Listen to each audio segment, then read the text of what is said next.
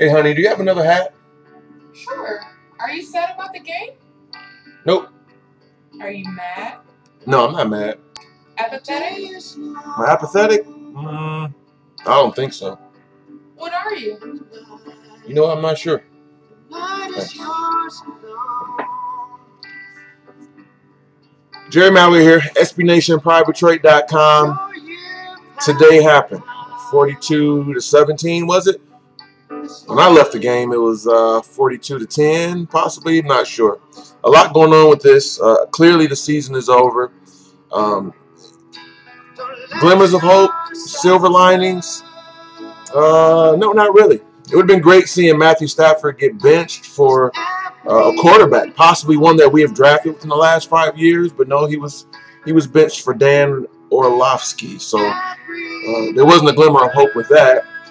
The big return of DeAndre Levy, and he got re-injured. So not a lot of hope with that.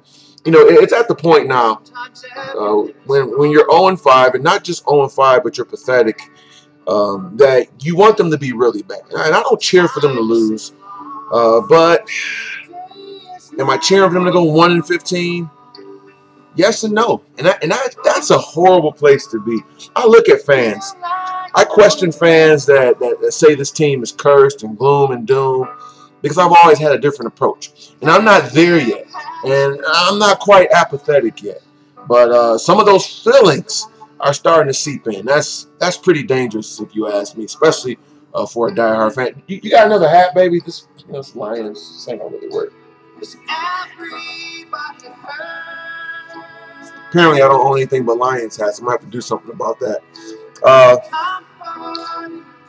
You know, a top-to-bottom sweep is something that we all want, clearly. And so last week, there was this anger, this fire and brimstone from myself, from the fan base. This week, I mean, we have to sit here and take it, man.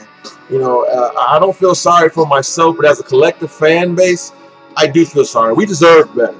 You know, you're sitting there, you're watching guys that you know have sat in the same seat for 12 years since Ford Field has been open, 15 years prior to that for the Silverdome. You look at, you look in the crowd, you see older guys and younger guys. Neither one have seen a successful season, and it's not time to sit here and be wimps about it. It's not time to sit here and cry and moan, but you do have to feel a little bit sorry for us as a fan base. We definitely deserve better. It's going to be interesting to see this week of the developments. And I'm going to tell you this much. Stafford, he was pulled like you pull a goalie. You know, a goalie gives up too many goals, they pull him for a game. He's going to be back out there. Number 9, there's no reason not to put him back out there. That's the sad thing, because your only other option is a Dan Orlovsky. There isn't even a Kellen Moore on this team. You know, someone that's a little bit younger. We know what Orlovsky can bring to the table. Do I have another hat by chance? You know, these aren't really. This one might work. A little bit better. You know, you don't have a young quarterback. You don't have a promising situation there. So whether it's Dan Orlovsky or Matthew Stafford, it's going to be ineptitude. But now I do think I want them to be exceptionally bad. I don't want them to be 7-9 bad, 6-10 bad. I want them to be first pick in the draft bad. 3 wins, 2 wins. And I hate to say that, because that's just never been what I've been about. I've always been a team player, a fan of the team. But after watching them get spanked, 5 turnovers, I mean, it's comical. I could be playing Everybody Hurts, or I could be playing circus music right now. Either way, the mood would fit. But what are your thoughts after the game?